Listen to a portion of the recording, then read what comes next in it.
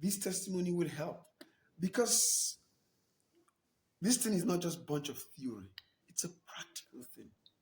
You know, infatuation can look very much like love. And that's why people are honestly asking these questions. Yeah.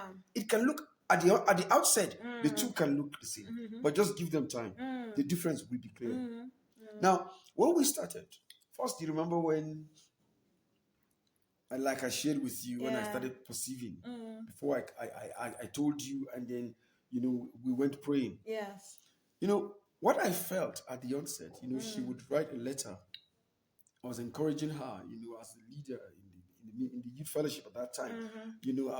I would encourage her. She was in the university, so I was in the seminary, and I was working. I was encouraging. Sorry, I was doing both actually. So she would write a letter. In those days, we didn't have so much phones as today.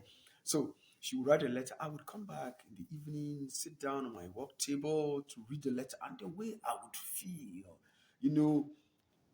they would say chemistry, and the way I would feel, and I would feel so emotional, so attracted to her, and I felt it was unhealthy spiritually. Yeah. I felt as if I was getting lost.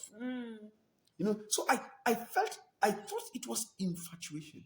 Honestly speaking, I started binding and casting. I thought it was some demonic influence, and I wanted to run away from it.